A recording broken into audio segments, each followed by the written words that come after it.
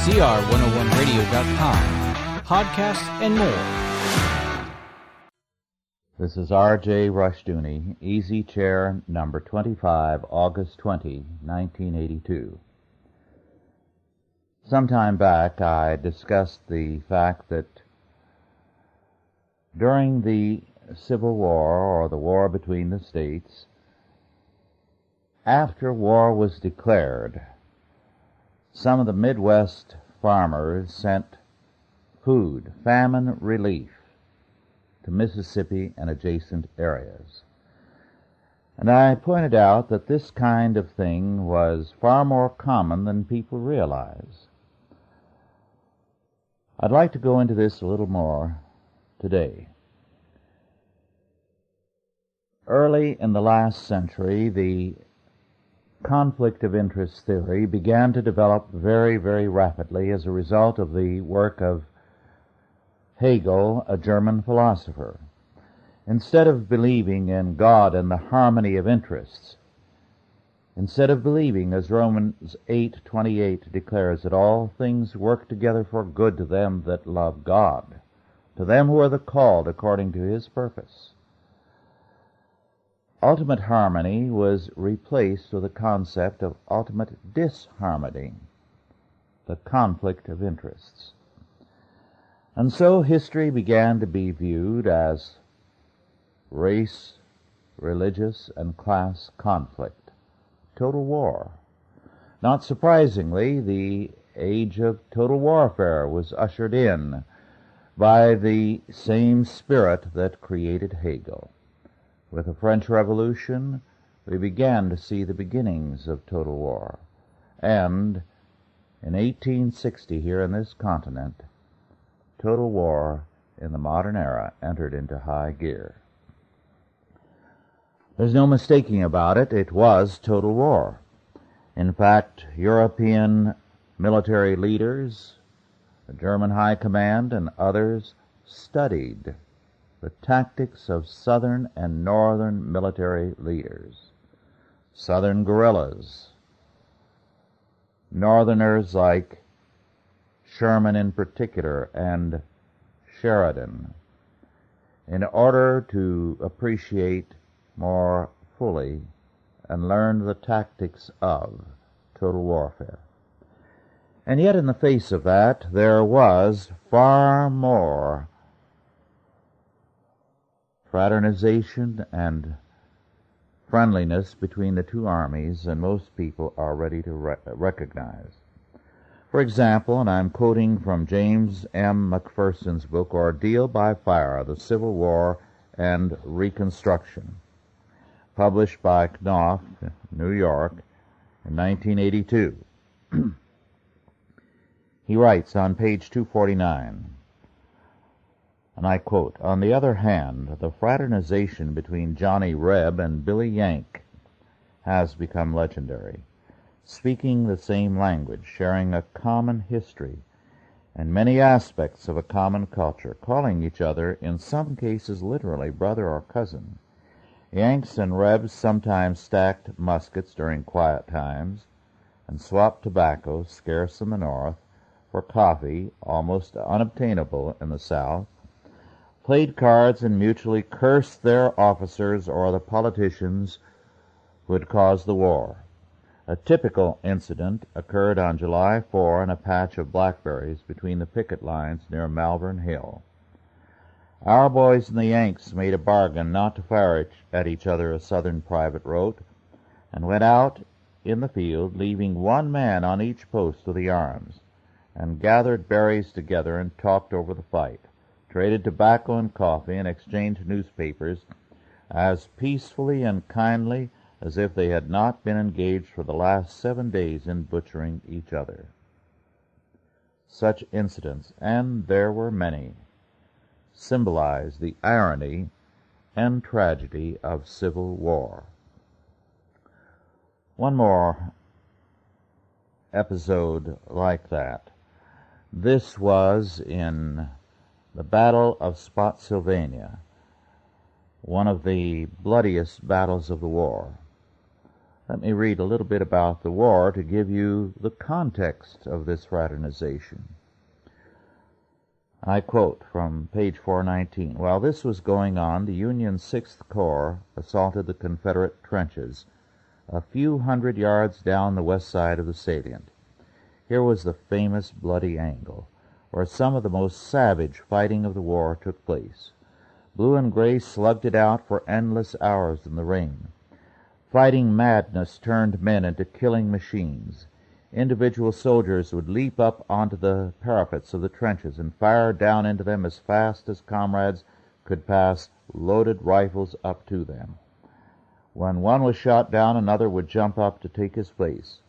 Killed and wounded men lay in the trenches 3 deep, where some of them were trampled entirely under the muck of mud and blood. The intensity of firing blasted trees and logs into splinters. Many balls cut down one oak nearly 2 feet thick. I never expect to be fully believed when I tell what I saw of the horrors of Spotsylvania, wrote an officer in the 6th Corps, because I should be loath to believe it myself were the case reversed. All day and through half the night, the Confederates grimly held these trenches while Lee's engineers worked desperately to complete a new line a mile to the rear. When the fighting finally stopped after midnight and the rebels abandoned the Mule Shoe, the Federals had suffered 7,000 casualties, and the Confederates nearly as many, most of them along a quarter-mile of trenches. Now, let me skip just a few sentences down. The total fighting, by the way, at that battle came to 18,000 Union men and 11,000 Confederates. But, to continue, during one of the lulls, a Union staff officer reflected on the fraternization between pickets of the two armies. These men are incomprehensible, now standing from daylight to dark, killing and wounding each other by thousands, and now making jokes and exchanging newspapers. The great staples of conversation are the size and quality of rations, the marches they have made, and the regiments they have fought against. All sense of personal spite is sunk in the immensity of the contest." Unquote. Now that was one of the fiercest, most bitterly fought battles of the war, and yet you had that kind of fraternization. You see, history now is written, and politics is acted out in terms of one of the most vicious doctrines ever devised by the mind of man, the conflict of interest theory. It presupposes that there is an ultimate conflict of interest between various classes, various races, various segments of society, between male and female, the older generation and the younger. And the result is a bitterly evil rewriting of history and politics, and a totally different way of behavior on the part of all. If we go back in history, we will find something very different. But history today is too extensively written in terms of the conflict of interest theory. I'm going to turn to a radically different book now to give you an idea of what history was often like. This is a book that was written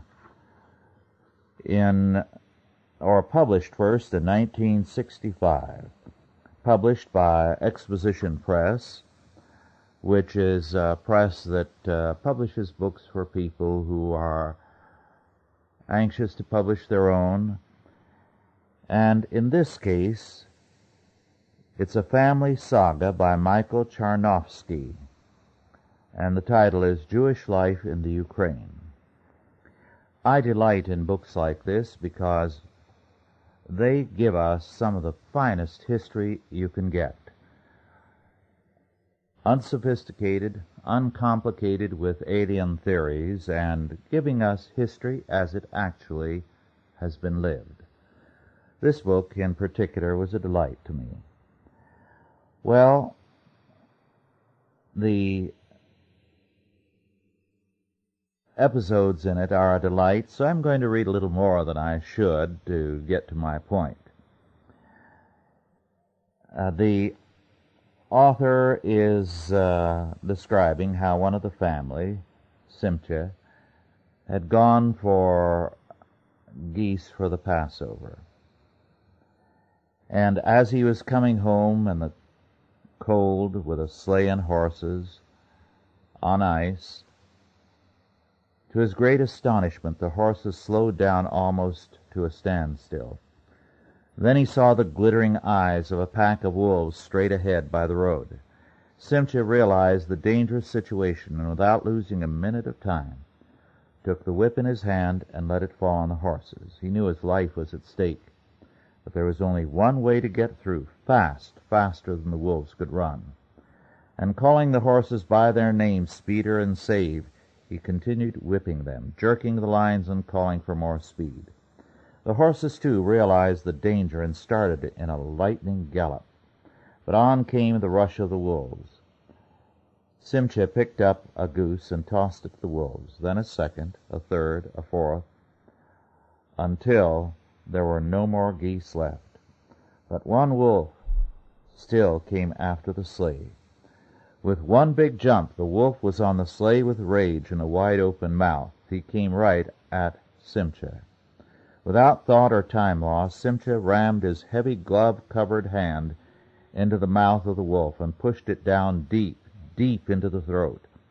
He held the head tight with the other hand, and when he felt the wolf was dead, he pulled his hand out full of blood. Then Simcha fell into his seat unconscious.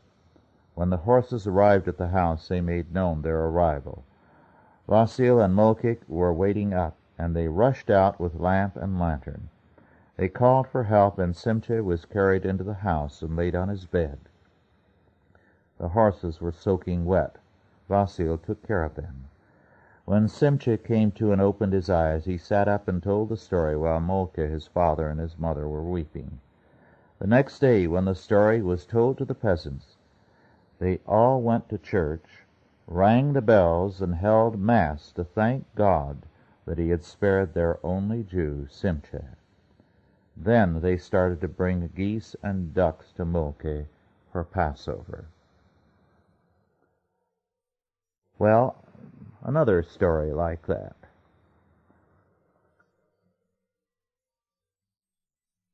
Avram Gershon and his family were the only Jews living in Askovitz. They ran the only business in the village for many years.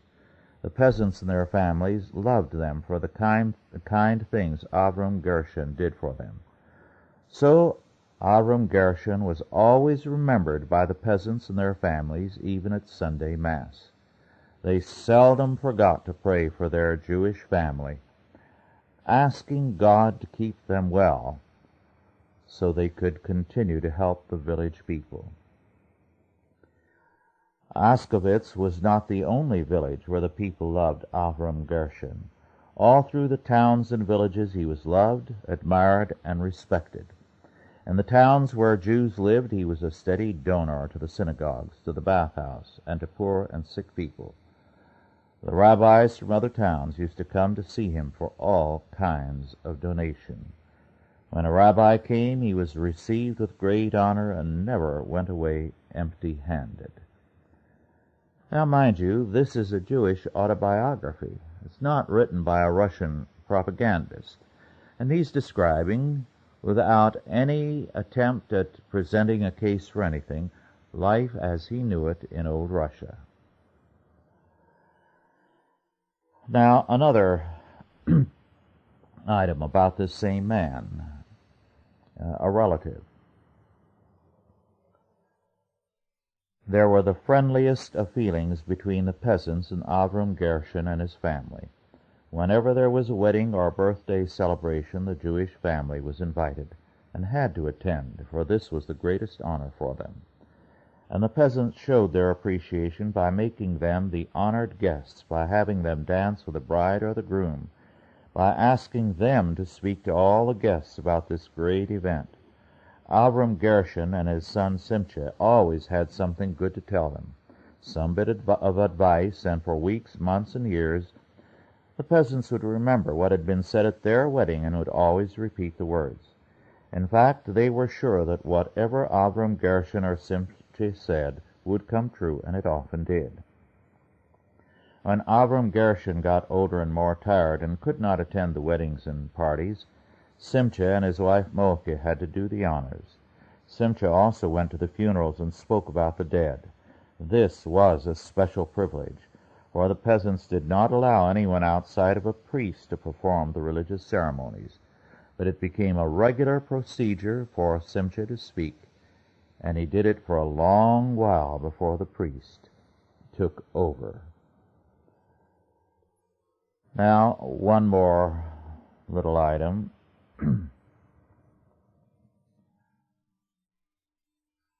When Avram Gershon became ill, the peasants of Askovitz went daily to church to pray for his recovery, and the townspeople in Warshilakova went to the synagogue daily and prayed to God to spare him and give him back his health. And although people from cities and towns miles and miles away traveled days and brought rabbis with them to see Avram Gershon, talk to him, and pray for him, still nothing helped. Doctor after doctor proclaimed that he alone could help himself, that he should start eating. But Avram Gershon told the rabbis and his son that his place was with his wife Rivka, and he died from weakness. His funeral was a demonstration of love, respect, and devotion.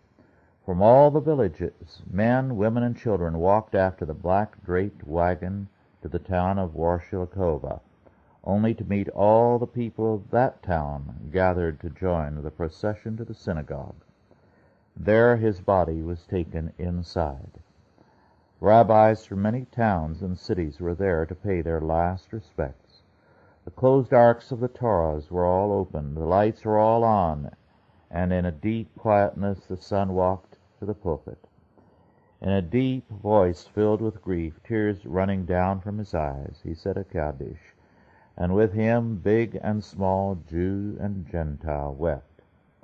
Avram Gershon was carried by men to the cemetery, and he was buried. Now, I could go on to read more about this. The author doesn't hesitate to give the facts of the pogroms that were ordered from the top and from the top carried out. But he gives an honest account of life in the rural Ukraine. It's the kind of story you don't read normally, because all we are interested in now is the conflict of interest, especially since Darwin. This has become the ruling premise. It began in its formal origins with Hegel. Darwin applied the thinking of Hegel to biology. Now it is applied, of course, to politics, and has been for many years. Otto Scott, in his exceptionally fine book, The Secret Six, deals with its implications in politics and the life of this country. It's a story of John Brown, the abolitionist movement, and the forces which led to the war between North and South. And as Otto Scott has pointed out more than once, we were the only country in the last century to go to war over the issue of slavery. Everywhere else, it was peaceably abolished.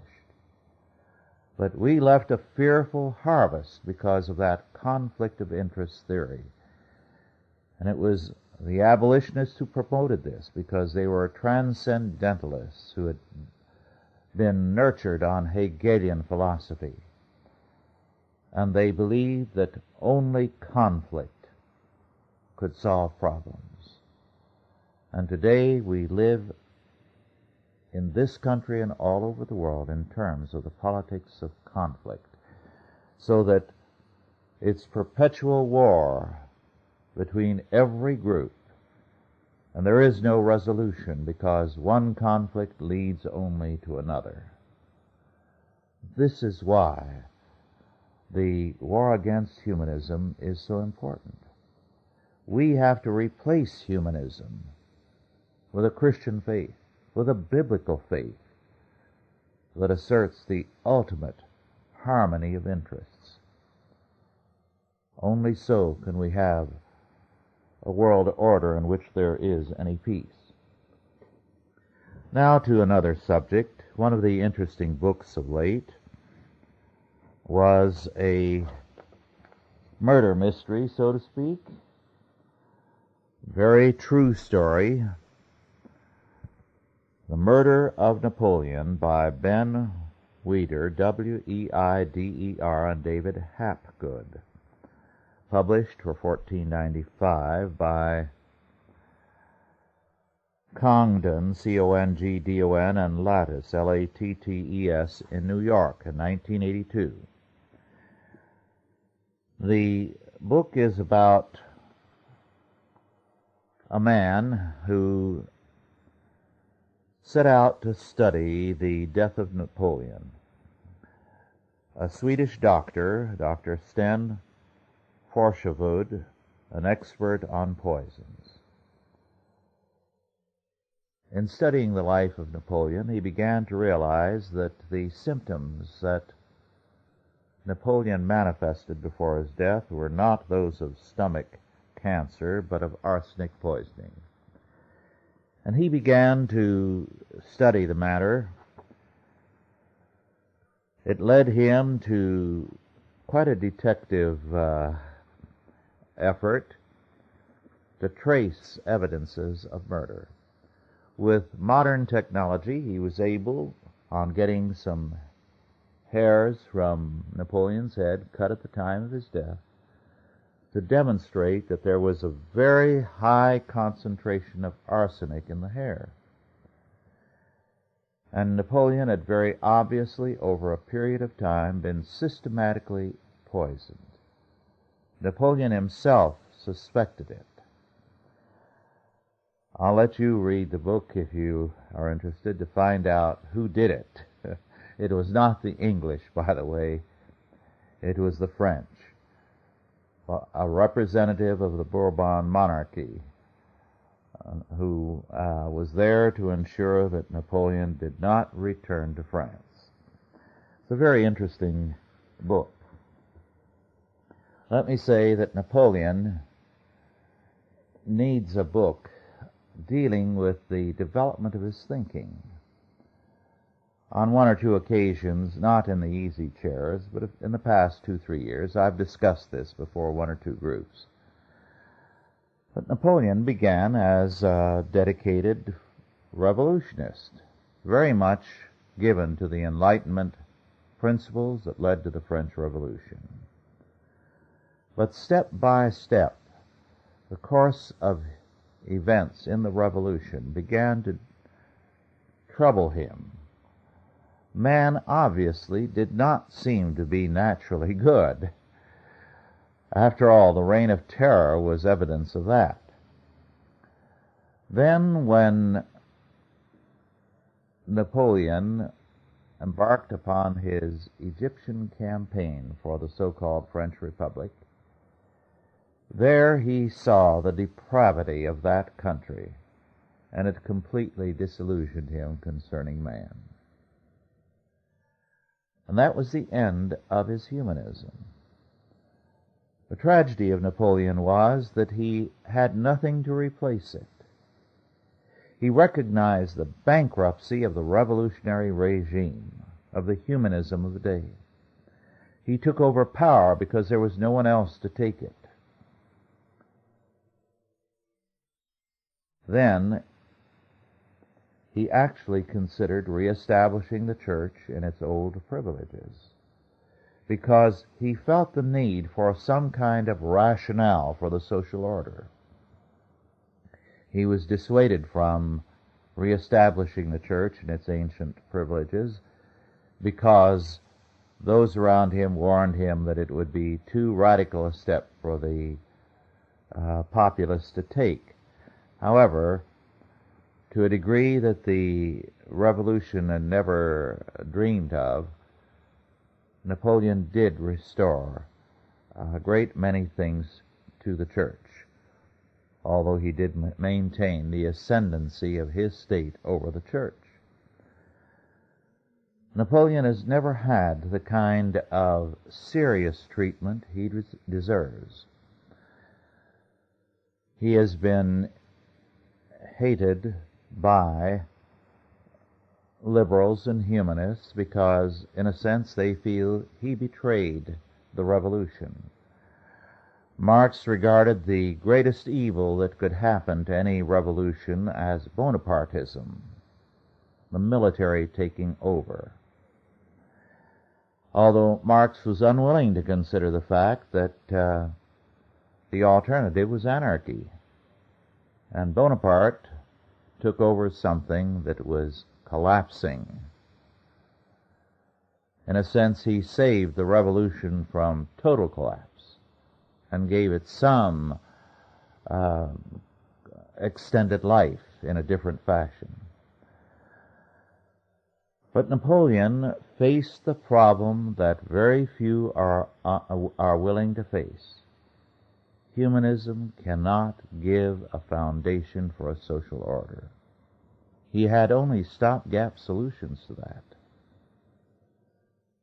But at least Napoleon was ready to recognize that a problem exists. However unwillingly, he knew that society has religious foundations, and when you destroy those, you are destroying society. Well, this leads us to another subject of like character and of very great importance for us today. In the National Review for August 20, 1982, there is a very important article by L. H. Gann, G-A-N-N, and M. S. Bernstam, B-E-R-N-S-T-A-M,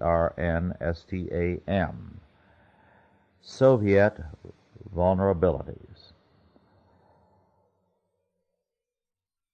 Well, the article is a very important one because it recognizes that the Soviet regime is near internal collapse.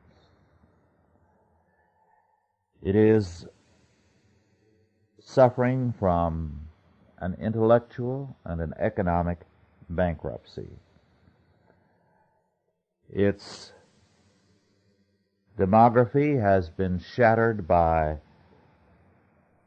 tremendous disasters, the liquidation of workers and peasants, forced industrialization, collectivization of agriculture, the purges, gulag, and so on, man-made famines without number. Incidentally, he lists man-made famines for 1918 to 20, 1921 to 22, 1924 to 25, 1932 through 34, 1946 through 48.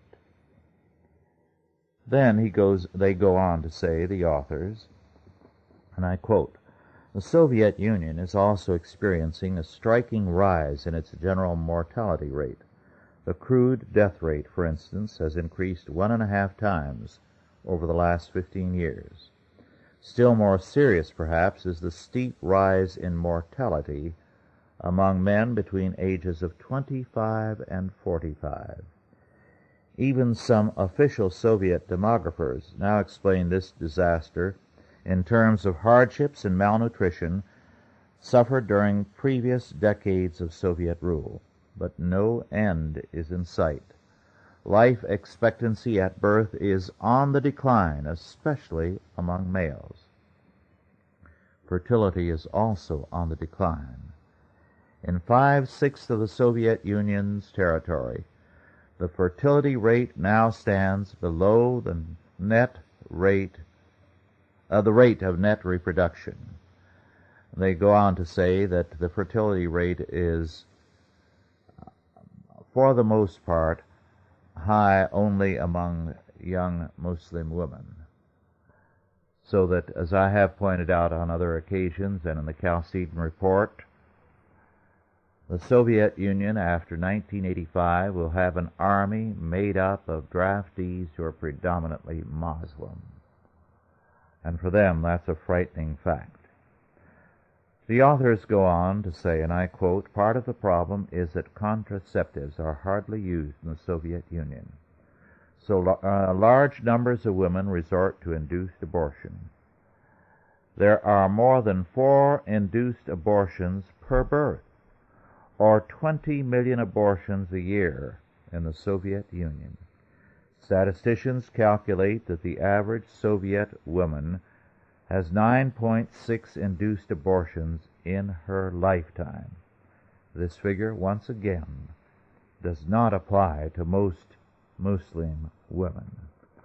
Let me add parenthetically, one man on our mailing list who has been in the Soviet Union repeatedly in recent years on federal business commented to me when I discussed the fertility rate in the Soviet Union with him that he had only seen 2 pregnant women on his last trip.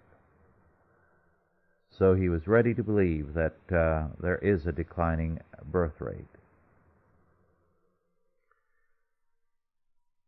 To continue reading from this article, between the rising mortality rate and the declining fertility rate, it is projected that during the next several decades, the western part of the Soviet Union will suffer an ever-increasing shortage of young men and women to work on the farms and in the factories, especially in the Russian Federal Republic, which accounts for 60% of the Soviet Union's GNP. Oswald Spengler once predicted that the communist revolution would do for the Russians what the barbarian conquest supposedly did for the ancient Romans, that is, wipe them out. His prophecy, improbable at the time, may yet become reality. Well, he says that the European element in the Soviet Union hates the regime and wants freedom, but the Muslim area wants a pan-Muslim socialism and is looking forward to that. Then the authors go on to say that the regime is extremely weak internally. Now, let me quote from these authors again. None of these weaknesses, and I won't go into the catalog of weaknesses he describes, will endanger the regime as long as the party leadership retains its cohesion. As Al Capone once said of Mussolini, he'll be all right as long as he can keep the boys in line. But the party might not stay united forever. After Brezhnev's departure, for instance, the battle for succession could bring about a major crisis, one which American policymakers should ponder in advance. The CPSU, the Communist Party, has become a mass party with a membership of over 17 million. Something like 2/3 of these men and women joined without any deep sense of commitment. To them, membership means a better chance for promotion in a job, superior educational opportunities for their children, etc. The remainder, perhaps 6 million in all, are genuine communists. Even this remnant, however, has ideological problems. The old fervor is long gone. Careerism and opportunism, the communists tell us themselves, are on the rise. In all probability, something like 1/2 the convinced communists would gladly accept a communism with a human face. The system then depends on something like 3 million hardliners, just over 1% of the population. Then, skipping down a ways, from the CPSU standpoint, Poland has provided a dangerous precedent.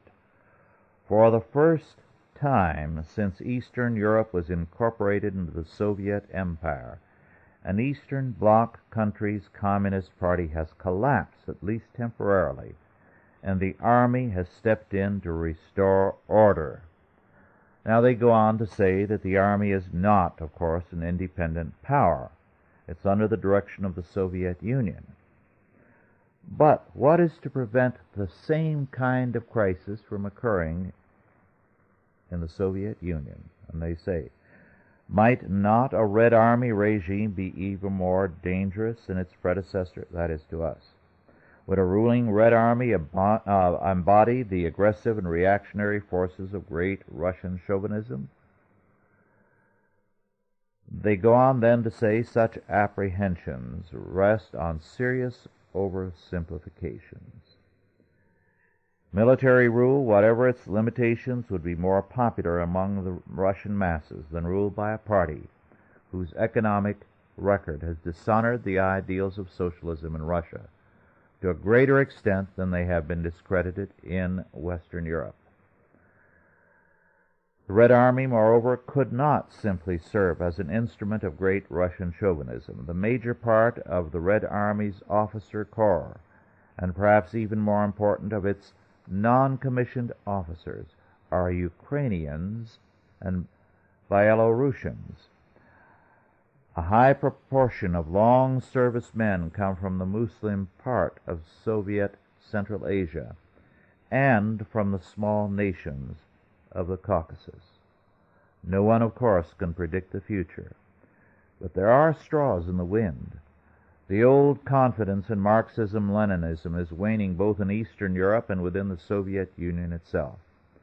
Traditional creeds, Christian, Muslim, Jewish, and Buddhist, are gaining new adherents. Marxism-Leninism as a philosophical system is in decay. Its beliefs are no longer taken seriously by the masses. To rephrase Lenin, military rule may perhaps turn out to be both the highest stage of communism and its last. Very important article. And I think there is more than a little truth to it. Now, very briefly, I'd like to comment on a Scott report of some time ago that was sent to me by a newspaperman on our mailing list. This Scott report dealt with Soviet preparations for 1983 war. And according to Scott, Reagan, in his trip to Western Europe, warned the leaders of NATO countries that while Soviet leaders talk peace and nuclear disarmament, they are preparing to cut off Western Europe's lifeline from the oil-rich Middle East. And it spoke of evidence of a major Soviet military thrust from newly established bases in Afghanistan through Pakistan to the Indian Ocean in the April-June period of 1983. Now, Reagan, after giving this warning, came back and gave the Soviet Union one of the most important weapons of war, which is food. So much for his integrity. However, what the Soviet Union may do in this situation, and I believe they have been planning such a venture for a long, long time, is all the same dependent on what happens, weather-wise and in other ways, within the Soviet Union between now and next spring. And I'm less afraid of the Soviet Union than what we do in Washington to keep the Soviet Union alive and to try to make it strong, and how we ourselves are financing it and financing our enemies here. Howard Phillips, in the Conservative Manifesto for August, speaks of the fact that the Reagan administration has become an instrument of liberal objectives. It has pursued détente with the left in this country in domestic matters as well now as in foreign affairs. Moreover, he cites his experience with the matter of defunding the left, and I quote, "While in Santa Monica for my press conference on the subject of federal funding to groups allied with Tom Hayden and Jane Fonda, I had opportunity to visit with California TCC leaders, Carl Davis, Ray Maloney, and Ron Zielinski." And by the way, Ron Zielinski is a good Chalcedon friend, as well as Howard Phillips. Our press conference was highlighted not merely by television cameras from all three local major networks, as well as representatives of the Los Angeles Times and the CBS and NBC radio outlets, but by the presence of several representatives of Tom Hayden's political organization, who were there to denounce my criticism of Hayden. Their criticism taking the form of a virulent counter-press release. Divine Providence intervened on my behalf when, upon challenge from the LA Times reporter about the validity of the connection between the groups to which I alluded and Tom Hayden's political activities, I was able to point out by virtue of her biography held in my hand coincidentally that one of the people present had not only worked in Tom Hayden's unsuccessful 1976 Senate campaign, but had been in London in the early 1970s as an active opponent of the Vietnam War in efforts allied with those of Jane Fonda. In addition to condemning the assignment of more than $2,655,076.56 in federal funds to Hayden and Fonda-allied groups, I expressed grave concern over the policy of the Reagan administration to continue funding political activist groups as set forth in the recent memorandum by David Stockman. I spelled out in detail steps which could be taken by President Reagan and his appointees to get this problem under control. Another item from the Conservative Manifesto, which I encourage all of you to get by supporting the Conservative Caucus. At our 8 a.m. meeting today, Ed Fulner, Paul Weyrich, Terry Dolan, Richard Viguerie, and I deeply lamented President Reagan's incredible decision to propose an increase in the national debt ceiling to more than $1.25 trillion, a $340 billion boost since he took office. When President Reagan took office, the ceiling was $935 billion. By this action, the President has reconfirmed his determination to propose massive budget deficits rather than to risk the wrath of Congress and the media by proposing any real cuts in non-defense spending. This was the President's last chance to forestall the economic stagnation and hyperinflation which are the inevitable consequences of his rhetorically militant but substantively weak economic program. Well, we have just seen this week the passage of the President's tax bill, and we've seen the price of gold and the stock market react to it. They know that massive inflation is clearly on the way. And this from the man who was critical of the Carter deficits. It tells you what's happening in Washington. Now to something else of more than a little interest. Some of you may have read about Wayne Kreitz, the Missouri farmer who raided a bankrupt grain elevator to retrieve his soybeans. This, the courts held, was a criminal offense, but it made him a hero to farmers who had had their grain padlocked while the justice system was going to take forever to unravel a bankruptcy. The courts at no time consider in such cases like this the fact that these farmers are going to be wiped out before they ever get their grain back. Well, the case is not yet over. It is under appeal.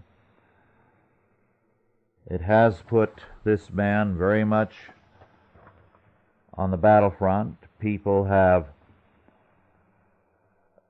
sent him about $94,000 to help with the legal fees. It'll take a lot more than that before this is over. But here we have a man, a farmer, who has stood up to federal marshals and gone to jail because he felt that justice was not to be found in the courts and that he had a right to stand up and defend his property. This is from the Farm Journal for August 1982, by the way. He is now fighting a judgment of $287,000 plus possible fines of $1,500 a day issued by the bankruptcy judge who jailed him. Well, we need to be in prayer for this man and to thank God for men like him. By the way, other farmers were involved in this raid, and Wayne Kreitz has refused to reveal their names. This is the kind of incident that lets us know that there are men out there very much like the men who made this country possible in the beginning. We need to be very grateful for Wayne Kreitz.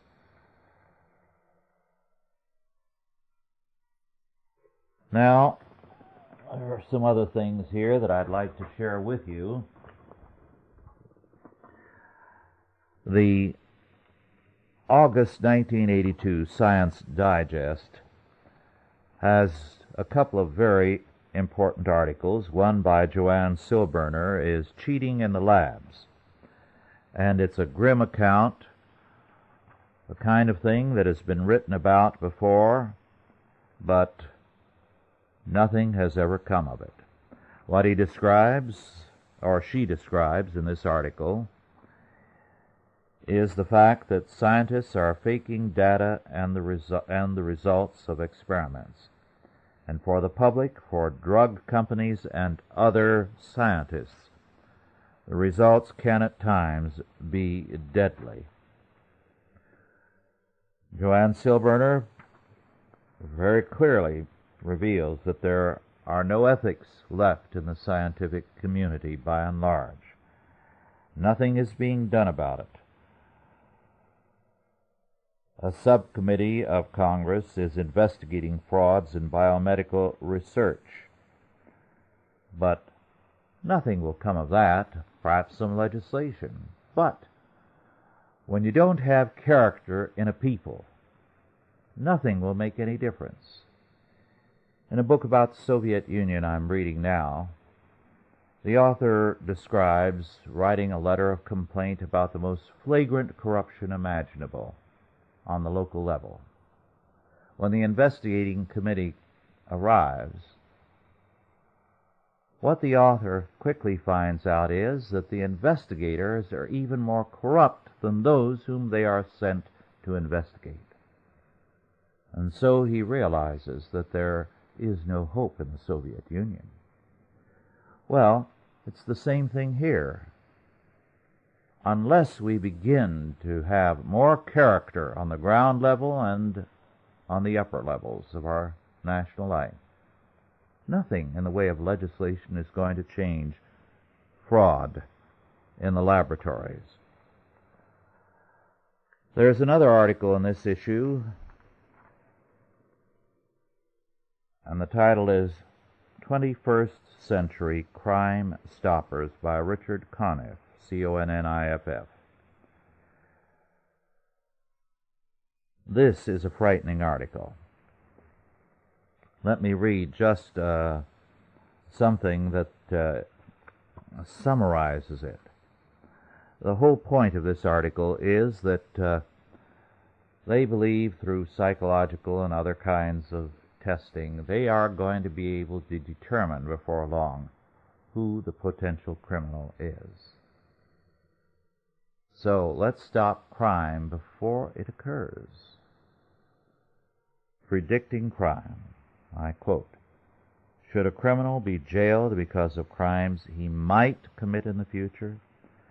This controversial idea, called selective incapacitation, has as its goal prevention, not punishment or even rehabilitation. If John Smith is likely to commit 15 muggings, avoiding them may be worth the cost of imprisoning him.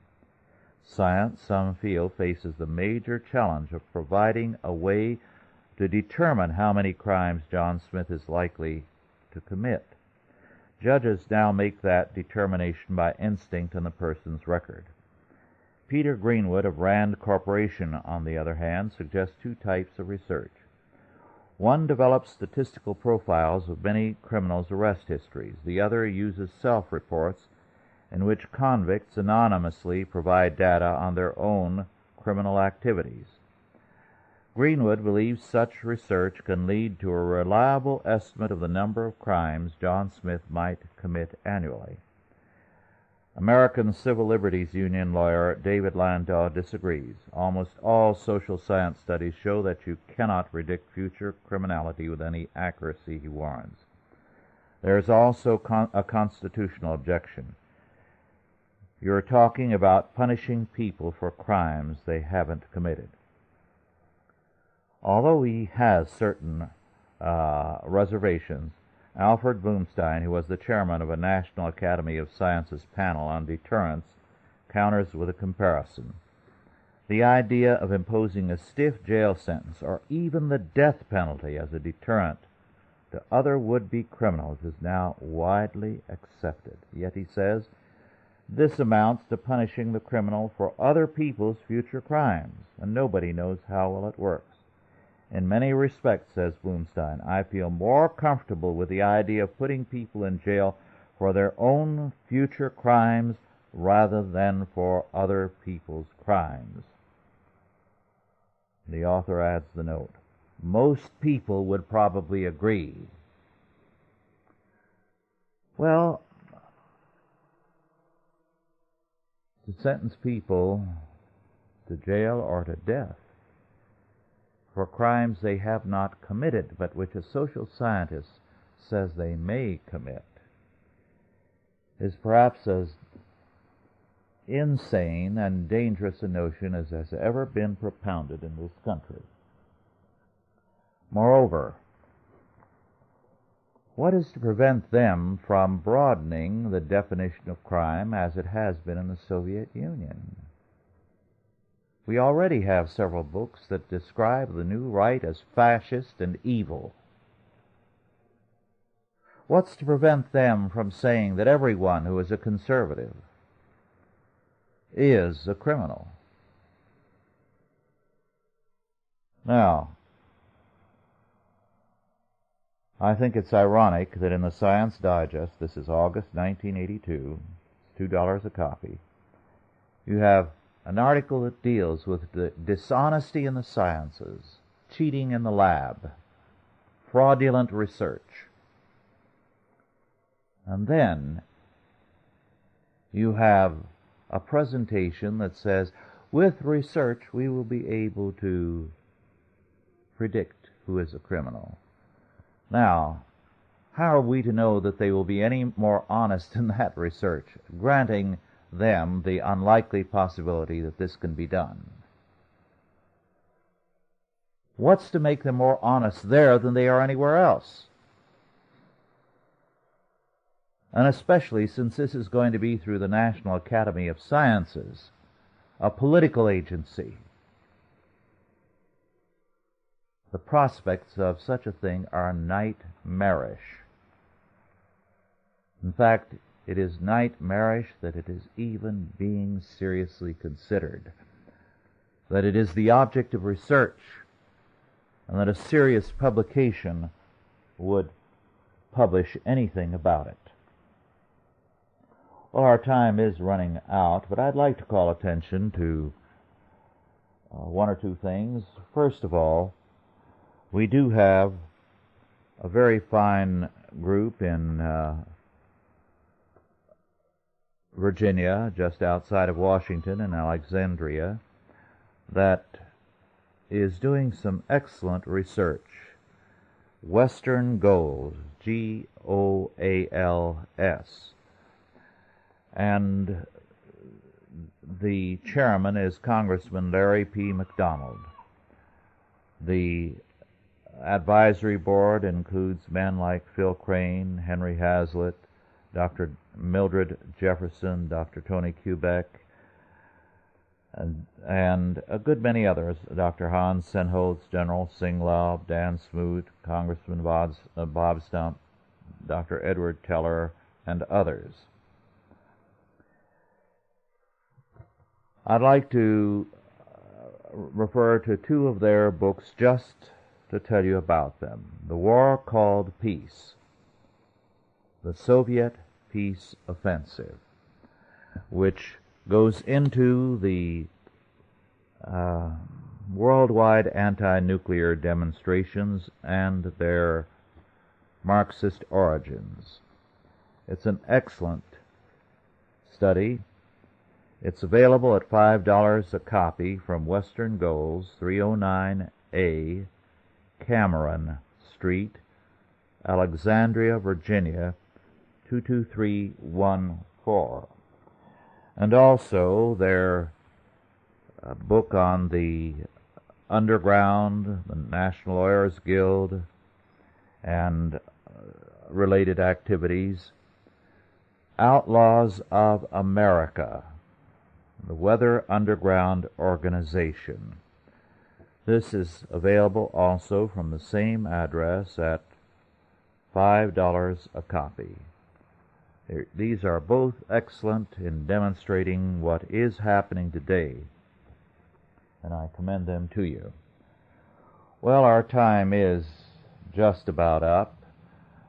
I have some things I'd like to share with you, but let me just refer to one that you can get and read. This is from the August 1982 Reason magazine, and it's by Donald Feder, F-E-D-E-R, Benito and Franklin, on the similarity between Mussolini's fascism and Roosevelt's New Dealism.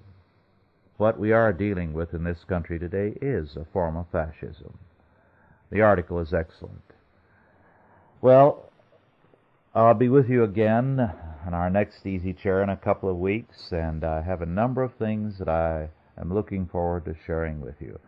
I do enjoy these sessions, and I do enjoy the comments that you send in. It's a pleasure to take this time and share some of my thinking and my reading with you. Thank you, and God bless you.